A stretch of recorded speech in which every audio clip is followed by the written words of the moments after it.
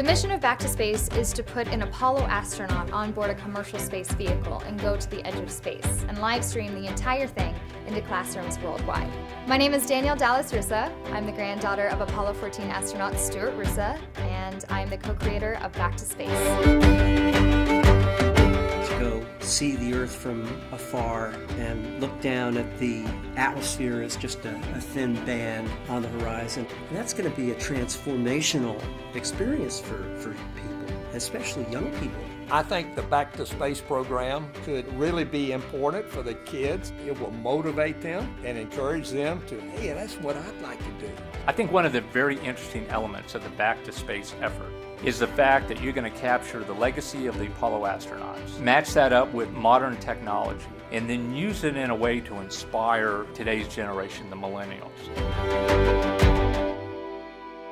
The space program of the 60s inspired a generation.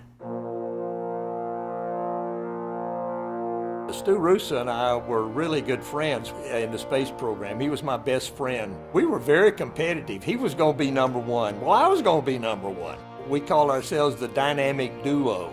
I was at Edwards Air Force Base as an experimental test pilot.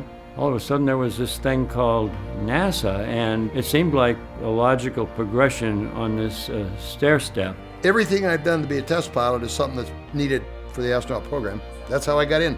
But I never thought about it before. I'm just a pilot. Just want to fly. My name's Charlie Duke. Mike Collins. I'm Al Worden. I flew on Gemini 10. I was an astronaut on Apollo 16. And on Apollo 11, the first lunar landing. I flew on Apollo 15 in July of 1971 for a 2-week, rather nice flight to the moon.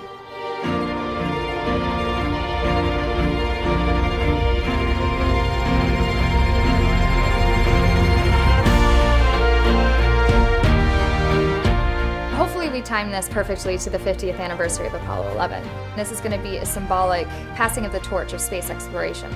It'll connect the past with the future. People remembered. Here we are 45 years later, and they're still thinking Apollo. I think that's a springboard that worldview really ought to jump on. The goal is to inspire a new generation of science, technology, engineering, and math. If we don't develop the technology to do the things that we would like to do in the future, we're going to lose it to somebody else, because they're all trying to do the same thing. Science, technology, engineering, and math. That's the future of this country.